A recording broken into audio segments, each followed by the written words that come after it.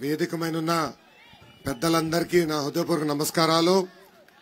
ఈ శంకరావం కార్యక్రమానికి విచ్చేసిన తెలుగుదేశం పార్టీ మండల అధ్యక్షులు, గ్రామ పార్టీ అధ్యక్షులు, క్లస్టర్ యూనిట్ బూత్ కమిటీ సభ్యులు, అదేవిధంగా కేఎస్ఎస్ సభ్యులందరికీ పేరు పేరున నా హృదయపూర్వక నమస్కారాలు. ఎత్తిన పసుపు జెండా దించకుండా, మడమ తిప్పకుండా తెలుగుదేశం పార్టీకి కాపలా కాసిన పసుపు సైన్యానికి నా హృదయపూర్వక నమస్కారాలు. ఉత్తరాంధ్ర ఊపు అదిరిపోయింది. ఉత్తరాంధ్ర అంటే ఒక విప్లవం, అదేవిధంగా శ్రీకాకుళం అంటే ఒక సింహం. ఈ రోజు మీ అందరిలో ఒక సింహం నాకు కనపడుతుంది. 2 నెలల్లో తాడేపల్లి కొంప గేట్లు బద్దలు కొట్టే బాధ్యత మనందరి పైన ఉంది.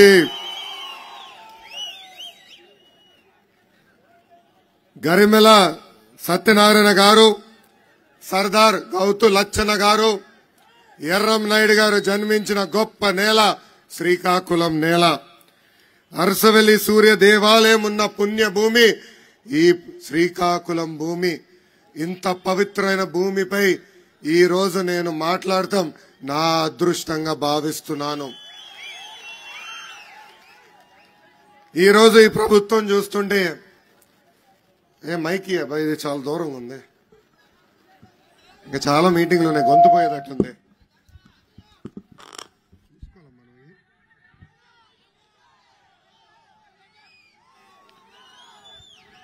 ఈ రోజు ఈ ప్రభుత్వం చూస్తుంటే నాకు ఒక విషయం అర్థమైంది. జగన్ పని అయిపోయింది. ఇది నేను చెప్తాం కాదు, వైకాపా పార్టీకి చెందిన ఎమ్మెల్యేలు, ఎంపీలే చెప్తున్నారు. ఎన్నికల ముందల 25 ఎంపీలు గెలిపించండి, ఢిల్లీ మెడ వంచి ప్రత్యేక హోదా తీసుకొస్తా అన్నారు. ప్రజలు 31 ఎంపీలు ఇచ్చారు. ఆ 31 ఎంపీలు తీసుకెళ్లి కేసుల మాఫీ కోసం కేంద్ర ప్రభుత్వానికి తాకట్టు పెట్టిన వ్యక్తి ఈ జగన్. అందుకే ఎంపీల్లో కూడా జగన్ పైన నమ్మకం కోల్పోయారు. మొన్న జగన్ ఢిల్లీకి వెళ్తే 31 మందిలో కేవలం 6 జగన్ వెనక వెళ్లే పరిస్థితి వచ్చింది. అక్కడ ఢిల్లీలో ఉన్న వైకాపా ఎంపీలు కూడా బాయ్ బాయ్ జగన్ చెప్పే పరిస్థితి మనందరం చూసాం. ఎన్నికల ముందల పెద్ద ఎత్తున ఎమ్మెల్యేలు గెలిపించండి, వారంలో సిపిఎస్ రద్దు చేస్తా అన్నాడు. 151 సీట్లు గెలిచాడు. 4 సంవత్సరాలు 10 నెలలైంది.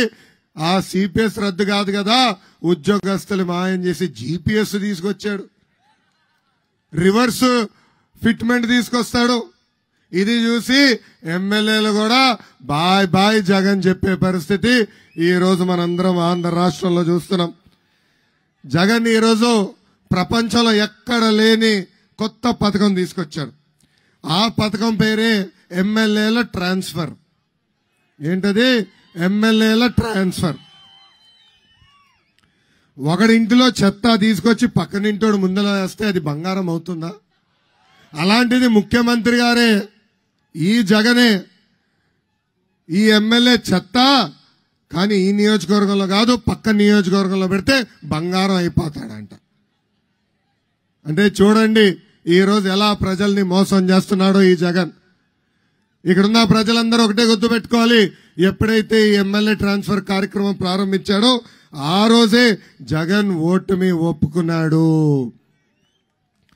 ఇప్పుడు మిమ్మల్ని అందరినీ ఒక ప్రశ్న అడుగుతున్నా, బాబాయిని చంపింది ఎవరబ్బా? బాబాయిని చంపింది ఎవరు? పిన్ని తాలిబొట్టు చంపింది ఎవరు? అబ్బాయే బాబాయిని చంపేశాడు, అబ్బాయే పిన్ని తాలిబొట్టు తెంపాడు. ఇది ఎవరు రక్త చరిత్ర? జగనాసుడ రక్త చరిత్ర. ఎన్నికల ముందల ఏం చెప్పారు? చంద్రబాబు నాయుడు గారే చంపారన్నారు. ఈ రోజు ఛార్జ్ షీట్ లో ఎవరు? సొంత బంధు వాళ్ళ పార్టీకి చెందిన ఎంపీ అవినాష్ రెడ్డి. ఇంకా రేపో మాపో A9లో జగన్ పేరు కూడా రాబోతుంది. ఇప్పుడు మీ అందరికీ చిన్న క్విజ్ పెడతా, రెడీనా సమాధానం చెప్పేదానికి? జగన్ రోజు ఏం తాగుతాడు? బూమ్ బూమా, ప్రెసిడెంట్ మెడలా, ఆంధ్ర గోల్డా, ప్రజల రక్తమా? ఏం తాగుతాడు? చేతులెత్తి చూపించండి. ప్రజల రక్తం. ఈరోజు క్వార్టర్ బాటిల్ తాగే వ్యక్తి దగ్గర నుంచి ప్రతిరోజు 25 రూపాయలు జే ట్యాక్స్ కట్టించుకుంటున్నాడు. ఇది ప్రభుత్వ పన్ను కాదండి, ఇది ముఖ్యమంత్రి గారు వేసే సెల్ఫ్ పన్ను, జగన్ పన్ను, జే ట్యాక్స్. ఇది నేరుగా ఆయన జోబులోకి వెళ్తుంది. అంటే సంవత్సరానికి 9,000 రూపాయలు, 5 సంవత్సరాలు 45,000 రూపాయలు జే ట్యాక్స్ ద్వారా వసూలు చేస్తున్నాడు. ఈరోజు ఆ ముందు చూస్తే విషం కనే ప్రమాదం. నేను ఒక బాటిల్ ల్యాబ్కు పంపించి టెస్ట్ చేపించా. అక్కడ అధికారులు ఏం చెప్పారో తెలుసా? పంట పొలాల్లో పురుగు మందు కొడితే పురుగు సస్తుందో తెలియదు కానీ ఇది కానీ కొడితే పురుగులన్నీ పారిపోతాయి అని చెప్పారు. అలాంటి మందు అమ్ముతున్నాడు. ఏమ్మా ఎన్నికల ముందల ఏం చెప్పాడు? 2019 ముందల ఏం చెప్పాడు? సంపూర్ణ మద్యపాన్ నిషేధం చేసిన తర్వాతనే వచ్చి ఓట్లు అడుగుతా అన్నాడు. మద్యపాన్ నిషేధం జరిగిందా?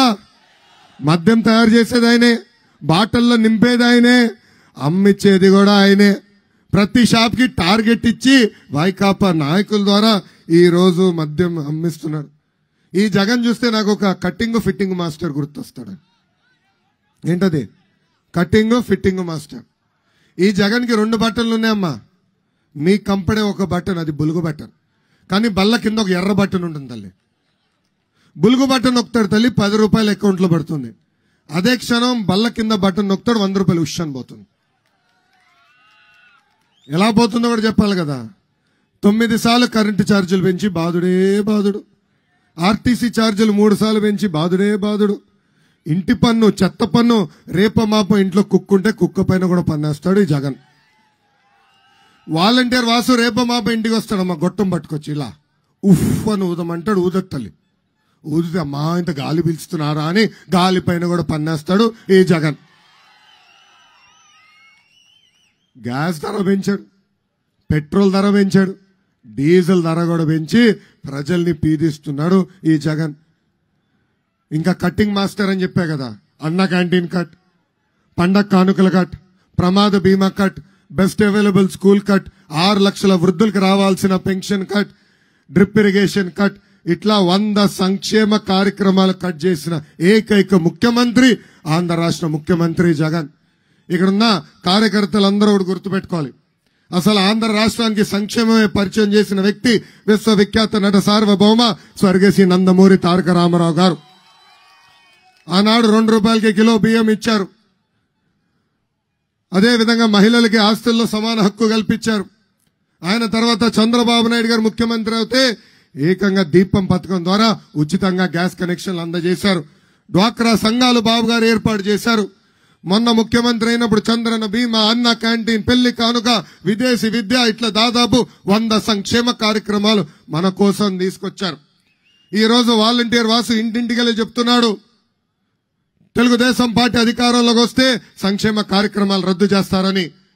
మన పైన ఒక పవిత్రమైన బాధ్యత ఉంది, ప్రజల్లో చైతన్యం తీసుకురావాలి. మనం గతంలో చేసిన సంక్షేమ అభివృద్ధి కార్యక్రమాలు ప్రజల్లోకి బలంగా తీసుకెళ్లాలి. నేను 3,132 కిలోమీటర్లు పాదయాత్ర చేశా. ప్రజలు ఎదుర్కొంటున్న సమస్యలు నేరుగా తెలుసుకున్నా. దాని తర్వాతనే పవన్ అన్న బాబు గారు కలిసి బాబు సూపర్ 6 ప్రకటిస్తాం జరిగింది. రేపు 2 నెలల తర్వాత వచ్చేది తెలుగుదేశం పార్టీ, జనసేన పార్టీ ప్రభుత్వమే. మనం అధికారంలోకి వచ్చిన 5 సంవత్సరాలు 20 లక్షల ఉద్యోగాలు కల్పించే బాధ్యత మనం తీసుకుంటాం. ఉద్యోగం వచ్చేదానికి కొంచెం ఆలస్యం అయితే నిరుద్యోగ యువకులకి ప్రతి నెల 3,000 రూపాయలు మన ప్రభుత్వం అందజేస్తుంది. అంతేకాదు, స్కూల్కి వెళ్లే ప్రతి విద్యార్థి తల్లిదండ్రులకి ప్రతి సంవత్సరం 15,000 రూపాయలు మన ప్రభుత్వం ఇస్తుంది. అంటే ఒకరుంటే 15,000, ఇంట్లో 2 30,000, 3 45,000 రూపాయలు మన ప్రభుత్వం ఇవ్వబోతుంది. ఇంకా రైతుకి అండగా నిలబడడానికి 20,000 రూపాయలు ఆర్థిక సహాయం కూడా చేస్తాం. ప్రతి ఇంటికి ప్రతి ఏడా ఉచితంగా 3 ఎన్ని చేతులెత్తి చూపించండి, ఎన్ని 3 గ్యాస్ సిలిండర్లు మన ప్రభుత్వం ఇవ్వబోతుంది. ఇంకా 18 నుంచి 59 సంవత్సరాలు ఉన్న మహిళలకి ప్రతి నెల 1,500 రూపాయలు చంద్రబాబు నాయుడు గారు ఇవ్వబోతున్నారు. అంటే సంవత్సరానికి 18,000 రూపాయలు. 5 సంవత్సరాలు 90,000 రూపాయలు చంద్రబాబు నాయుడు గారు మీకు ఇవ్వబోతున్నారు. ఇంకా మహిళలు ఆర్టీసీ బస్సులో ఉచితంగా ప్రయాణించే హక్కు కూడా చంద్రబాబు నాయుడు గారు కల్పించబోతున్నారని ఈ సభాముఖంగా మీ అందరికీ తెలుపుతున్నా. అసలు ఉత్తరాంధ్రకి పట్టిన శనే జగన్. 3 రాజధాని పేరులతో మన జీవితాల్లో 3 ముక్కల ఆట ఆడుతున్నారు. ఇక్కడున్న యువకులందరూ ఆలోచించాలా. గత 5 సంవత్సరాలుగా ఆంధ్ర రాష్ట్రానికి ఒక్క పరిశ్రమ వచ్చిందా? ఉత్తరాంధ్రకి ఒక్క పెట్టుబడి వచ్చిందా? ఒక్కరికైనా ఉద్యోగం వచ్చిందా అని ఒక్కసారి ఆలోచించమంటున్నా. కానీ అదే ప్రజాధనాన్ని లూటీ చేసి 500 కోట్ల రూపాయలు ఖర్చు పెట్టి విశాఖపట్నంలో ప్యాలెస్ కట్టుకున్నాడు ఈ జగన్. ఎన్నికల ముందల అన్ని షుగర్ ఫ్యాక్టరీలు మరి తెరిపిస్తానని హామీ ఇచ్చి కనీసం ఒక్క షుగర్ ఫ్యాక్టరీ కూడా ఈ రోజు తెరవలేదు. ఆనాడు తెలుగుదేశం పార్టీ పోరాడితే విశాఖపట్నానికి రైల్వే జోన్ వచ్చింది. ఆ రైల్వే జోన్ కి కావాల్సిన భూమి కూడా ఈ ప్రభుత్వం ఈ రోజు కేటాయించలేదు. ఇంకా విశాఖ ఉక్కు అంటే ఆంధ్రుల హక్కు.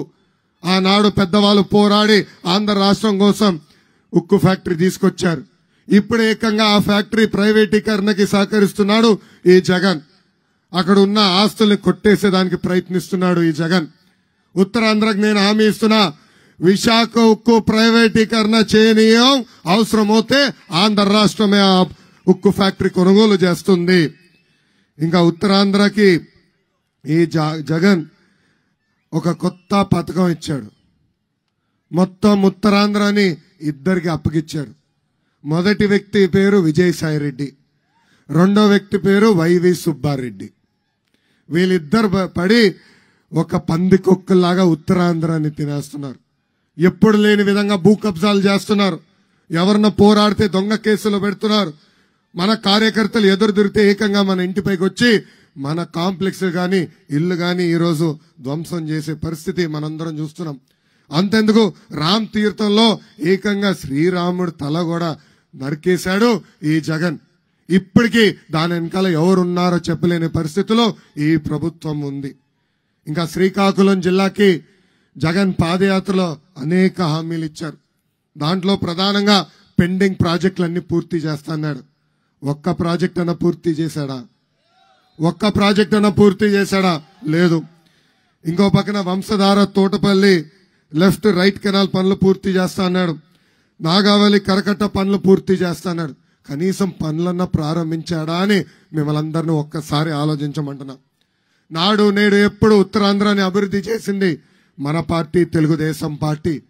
ఇక్కడ రోడ్లు కానీ, బ్రిడ్జిలు కానీ, ఆసుపత్రులు కానివ్వండి, అంతెందుకు ఉద్దానం కిడ్నీ పేషెంట్లకి డయాలసిస్ సెంటర్లు కూడా ఏర్పాటు చేసింది మన పార్టీ, తెలుగుదేశం పార్టీ. నర్సన్నపేట నియోజకవర్గాన్ని ఆనాడు 1200 కోట్ల రూపాయలు ఖర్చు పెట్టి అభివృద్ధి చేసిన పార్టీ మన పార్టీ, తెలుగుదేశం పార్టీ. సర్వకోట జులుమూరులో 1200 ఎకరాలకి సాగునీరు అందించే బొంతు లిఫ్ట్ ఇరిగేషన్ ఆనాడు పనులు ప్రారంభించాం. ఈ ప్రభుత్వ అధికారులకు వచ్చిన తర్వాత ఆ పనులన్నీ ఆపేసింది.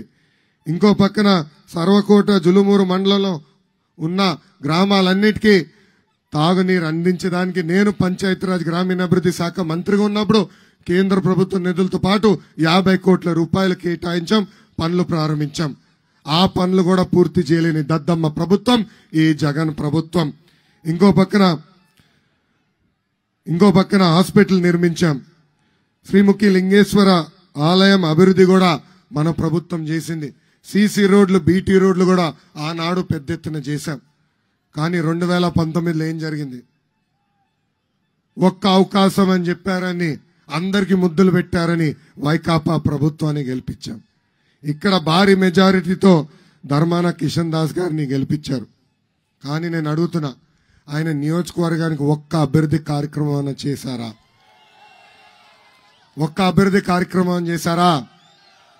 ఆయన పేరులో ధర్మాన ఉంది కానీ ఆయన చేసే పనులన్నీ అధర్మమే.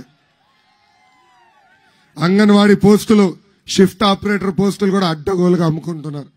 వాళ్ళ సొంత పార్టీ వాళ్ళపైన తిరిగి కేసులు పెట్టే పరిస్థితికి వచ్చారు. ప్రభుత్వ స్థలాలు, చెరువులు, ఎక్కడ ఏ భూమి దొరుకుతుందా అది ఎప్పుడు కబ్జా చేయాలన్న ఆలోచన తప్ప ఏనాడు మన నియోజకవర్గం గురించి ఆయన ఆలోచించలేదు. అంతెందుకు పట్టణంలో ఉన్న ఎర్రం నాయుడు గారి పేరుతో పార్క్ నిర్మిస్తే ఏకంగా ఆ పార్క్ని ధ్వంసం చేసేదానికి జేసీబీని పంపించాడు ఈ అధర్మ ప్రసాదరావు గారు, కృష్ణన్ దాస్ గారు. ఇంకో పక్కన తెలుగుదేశం పార్టీ కార్యకర్త వెంకటేశ్వరరావు గారి షాపింగ్ కాంప్లెక్స్ ని కూడా ఏకపక్షంగా తొలగించే పరిస్థితి మనందరం చూస్తున్నాం. ఇక్కడున్న ప్రజలందరూ ఒకటి ఆలోచించాలి. ఎమ్మెల్యే గారు గతంలో డిప్యూటీ సీఎంగా పనిచేశారు. ఒక ఉప ముఖ్యమంత్రి నియోజకవర్గం లాగా మన నియోజకవర్గం అభివృద్ధి చెందిందా? ఒక పని జరిగిందా? ఒక రోడ్ వేశారా? ఒక సాగునీటి ప్రాజెక్ట్ పూర్తి చేశారా? ఒక ఇళ్ళన్న కట్టారా అని ఒక్కసారి ఆలోచించమంటున్నా. ఇదంతా చూస్తుంటే నాకు ఒకటే అర్థమైంది, అసమర్థుడు ఈ అధర్మాన్ని. అందరూ ఓపిక పట్టండి, 2 నెలల్లో మళ్ళీ మన ప్రభుత్వం వస్తుంది. ఎక్కడ ఆగిపోయిన పనులు మళ్ళీ ప్రారంభించే బాధ్యత మనం తీసుకుంటాం. యుద్ధ ప్రాతిపదికంగా బొంతు లిఫ్ట్ ఇరిగేషన్ ప్రాజెక్ట్ మనం పూర్తి చేస్తాం. ఇంకో పక్కన వంశధార మెయిన్ కెనాల్ పనులు కూడా పూర్తి చేసుకుంటాం. గారా వంతెన పైన పెండింగ్ లో ఉన్న బ్రిడ్జ్ కూడా పూర్తి చేసే బాధ్యత మనం తీసుకుందాం. ఇంకా లుక్కలామ కామేశ్వరపేట వద్ద లిఫ్ట్ ఇరిగేషన్ ప్రాజెక్ట్ కావాలని కూడా పెద్దలు కోరారు. తప్పనిసరిగా అది చేసే బాధ్యత కూడా మేము తీసుకుంటాం. ఇంకా శ్రీముఖ లింగం ఆలయాన్ని కూడా అభివృద్ధి చేసే బాధ్యత వ్యక్తిగతంగా నేను తీసుకుంటానని ఈ సభాముఖంగా నర్సనపేట ప్రజలకి నేను హామీ ఇస్తున్నా. అసలు తెలుగుదేశం పార్టీ బలమే తెలుగుదేశం పార్టీ కార్యకర్తలు. అసలు కార్యకర్తల పార్టీ అంటే దేశంలో గుర్తొచ్చే మొదటి పార్టీ తెలుగుదేశం పార్టీ. ఎంతోమంది నాయకులు పార్టీ మారినా పార్టీకి అండగా నిలబడింది తెలుగుదేశం పార్టీ. అందుకే 2014లో మీకోసం ప్రత్యేకంగా కార్యకర్తల సంక్షేమ నిధి ఏర్పాటు చేశాం. ఇప్పటికి దాదాపు 100 కోట్ల రూపాయలు ప్రమాదంలో చనిపోయిన కార్యకర్తల్ని బీమా ద్వారా మనం ఆదుకుంటాం జరిగింది. ఇది తెలుగుదేశం పార్టీకి ఉన్న చిత్తశుద్ధి. కార్యకర్తలందరూ ఆలోచించాలా. ఒకవేళ మనం ప్రమాదంలో చనిపోతే మన పిల్లల్ని కూడా చదివిస్తున్న వ్యక్తి మన నాయకుడు చంద్రబాబు నాయుడు గారు. 2019 నుంచి 24 వరకు మన పైన అనేక కేసులు పెట్టారు, అన్ని రకాలుగా మనం వేధించారు, కానీ మనం తగ్గేదే లేదు. నా పైన 22 కేసులు పెట్టారు, ఎస్సీ ఎస్టీ కేసు పెట్టారు, అటెంప్ట్ మర్డర్ కేసు పెట్టారు. నేను వెనక్కి తిరిగానా? నేను తగ్గానా? పాదయాత్రలు అడుగడుగునా నన్ను ఇబ్బంది పెట్టారు. వైకాపా సైకోలు పంపించి నా పైన రాలేస్తే ఏకంగా మన నాయకులు ఆమ్లెట్ వేసి తిరిగి పంపించారు. నన్ను ఎంత ఇబ్బంది పెట్టినా నేను ఆగలేదు. నా మైక్ లాక్కున్నారు, నా స్టూల్ లాక్కున్నారు, ఏకంగా నన్ను మీటింగ్ పెట్టుకోకుండా కొత్త జియో కూడా తీసుకొచ్చారు. కానీ 3132 కిలోమీటర్లు నేను నడిచాను. దాని తర్వాత ఎవరు ఊహించిన విధంగా ఏ తప్పు చేయని చంద్రబాబు నాయుడు గారిని 53 రోజులు జ్యుడిషియల్ రిమాండ్ కూడా పంపించారు. మీరందరూ ఆలోచించండి. ఆయన అరెస్ట్ చేసిన రోజు 3000 కోట్ల రూపాయల అవినీతి అన్నాడు. దాని తర్వాత 270 కోట్ల రూపాయల అవినీతి అన్నారు. ఇప్పుడు 27 కోట్ల రూపాయల అవినీతి అంటున్నారు. నేను ఈ సభాముఖ సవాల్ విసురుతున్నా, జగన్ నువ్వు టైం డేట్ చెప్పు, అవినీతి ఆరోపణలు నేను సమాధానం చెప్పేదానికి సిద్ధంగా ఉన్నావు. నువ్వు సిద్ధంగా ఉన్నావా? ప్రజల ఆశీస్సులతో తెలుగుదేశం పార్టీ కార్యకర్తలు పడుతున్న కష్టాల వల్ల, దేవుడి దయ వల్ల దాదాపు 40 సంవత్సరాలు ఆంధ్ర రాష్ట్ర రాజకీయాల్లో మేము పనిచేశాం. 15 సంవత్సరాలు ముఖ్యమంత్రిగా, 15 సంవత్సరాలు ప్రతిపక్ష నేతగా చంద్రబాబు నాయుడు గారు ప్రజలకి అహర్నిశలు సేవ అందించారు. ఏనాడు ఆయన అవినీతి చేయలేదు.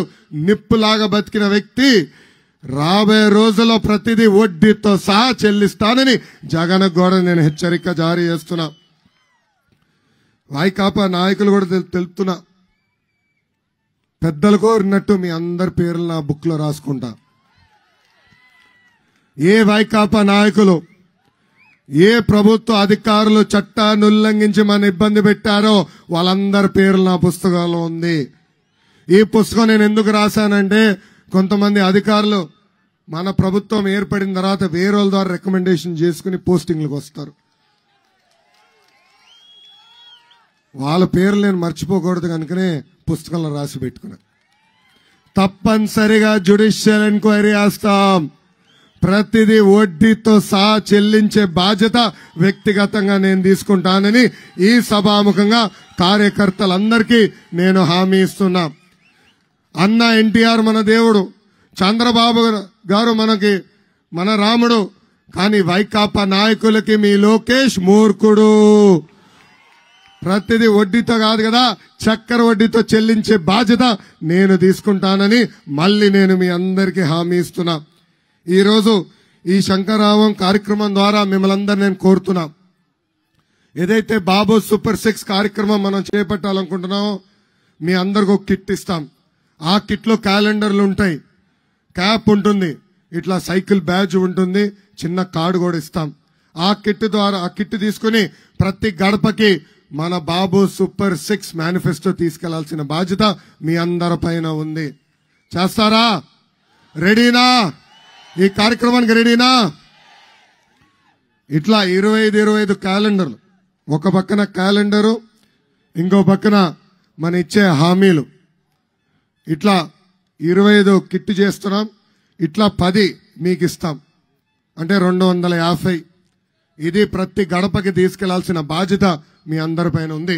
ప్రతి ఇంటికి చేర్చాల్సిన బాధ్యత మీ అందరిపైన ఉంది. ఇది ప్రతి గడపకి ఎందుకు ఇస్తున్నాం అంటే, రేపు మన ప్రభుత్వ అధికారంలోకి వచ్చిన వెంటనే ఈ హామీలన్నీ మనం అమలు చేయబోతున్నాం. 5 సంవత్సరాల తర్వాత వాళ్ళ ఇంటికి వెళ్ళి, ఇదిగో అమ్మా నీ క్యాలెండర్ ఉంది కదా, చూడు అక్కడ ఇచ్చిన 6 హామీలు మేము నిలబెట్టుకున్నామని గర్వంగా చెప్పుకునే విధంగా ఈ క్యాలెండర్లు ప్రతి గడపకి చేర్చవలసిందిగా మిమ్మల్ని కోరుతున్నాను. ఇంకో పక్కన కార్యకర్తలందరూ మన ఇచ్చే హామీలు గుర్తుపెట్టుకున్నానికి ఒక చిన్న కార్డు కూడా మీకు ఇస్తున్నాం. ఇది మీరు జోబులో పెట్టుకోండి. ఎవరే ఎక్కడ టీ షాప్కి వెళ్ళినా, పెట్రోల్ బంక్ దగ్గర ఆగినా తప్పనిసరిగా ఈ 6 హామీలు ప్రజలకి వివరించాల్సిన బాధ్యత మీ పైన ఉంది. అదేవిధంగా ఈ సైకిల్ కూడా ఇస్తున్నాం.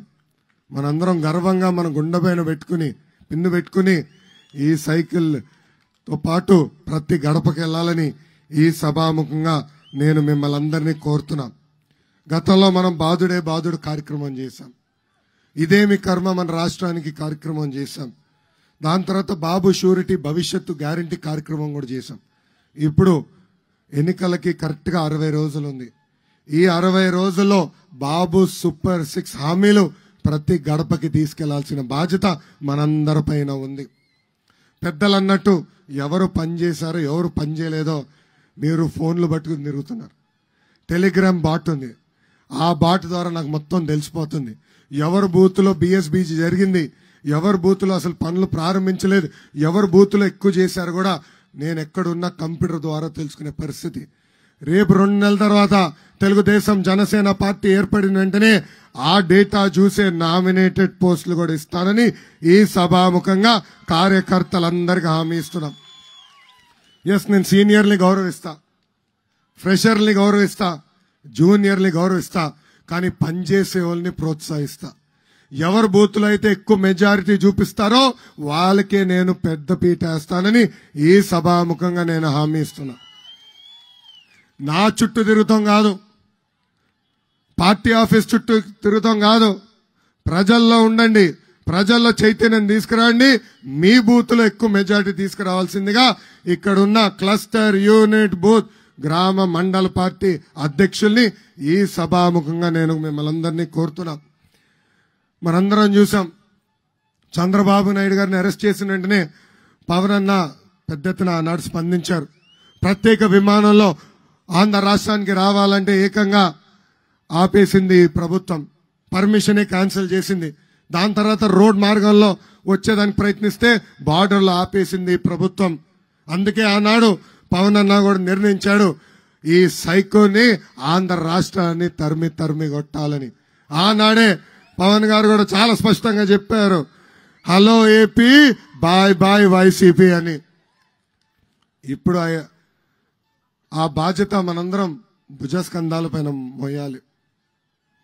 కార్యకర్తలందరికీ మళ్ళీ చెప్తున్నా, మీ భవిష్యత్తు నా బాధ్యత. ఎస్, రేపు ముఖ్యమంత్రి అయ్యేది బాబు గారు, కానీ నేను పార్టీకి అంకితం అవుతా, పార్టీ కోసం పనిచేస్తా, అహర్నిశలు మీకు అందుబాటులో ఉంటా. మీకు ఎలాంటి సమస్య వచ్చినా పరిష్కరించే బాధ్యత వ్యక్తిగతంగా నేను తీసుకుంటానని ఈ సభాముఖ తెలుపుకుంటూ ఇక్కడున్న మత్స్యకారుల గురించి ఒక్క విషయం మాట్లాడాల్సిన అవసరం ఉంది. గతంలో తెలుగుదేశం ప్రభుత్వ అధికారంలో ఉన్నప్పుడు పెద్ద ఎత్తున మత్స్యకారులు ఆదుకున్నాం. వలలు గాని బోట్లు గాని సబ్సిడీ ద్వారా డీజిల్ అందిస్తాం గాని ఐస్ బాక్సులు గాని మోపెడ్లు గాని అన్ని ఆనాడు సబ్సిడీ ద్వారా అందించాం. ఆదరణ పథకం ద్వారా పెద్ద ఎత్తున పనిముట్లు కూడా అందజేశాం. ఈ ప్రభుత్వ అధికారులకు వచ్చింది అది అన్ని క్యాన్సిల్ చేసింది. 2 నెలలు ఓపిక పట్టండి. మన ప్రభుత్వం వచ్చిన వెంటనే ఆపేసిన సంక్షేమ కార్యక్రమాలన్నీ మళ్ళీ మత్స్యకారులకు అందించే బాధ్యత మేము తీసుకుంటాం. అవసరమైన మేరకు ఫిషింగ్ హార్బర్ కడతాం. ఫిషింగ్ హార్బర్ లో కోల్డ్ స్టోరేజ్ కూడా ఏర్పాటు చేసే బాధ్యత మేము తీసుకుంటామని ఈ సభాముఖంగా మత్స్యకారులందరికీ నేను హామీ ఇస్తూ నాకింత అద్భుతమైన అవకాశం ఇచ్చిన తెలుగుదేశం జనసేన పార్టీ కార్యకర్తలందరికీ పేరు పేరున నా హృదయపూర్వక ధన్యవాదాలు తెలుపుకుంటూ మీ అందరి దగ్గర నుంచి సెలవు తీసుకుంటున్నా. జోహార్ అన్న ఎన్టీఆర్, జోహార్ అన్న ఎన్టీఆర్. చంద్రబాబు నాయుడు గారి నాయకత్వం, చంద్రబాబు నాయుడు గారి నాయకత్వం, పవన్ అన్న నాయకత్వం, పవన్ అన్న నాయకత్వం. జై హింద్, జై హింద్. ఇప్పుడు మనందరం దయచేసి అందరూ మీ స్థానాల్లో నుంచోవాలి. ఇప్పుడు మనం ఒక ప్రతిజ్ఞ చేసుకోవాల్సిన అవసరం ఉంది. Thank you. లోకేష్ బాబు నాయకత్వం, లోకేష్ బాబు నాయకత్వం, లోకేష్ బాబు నాయకత్వం.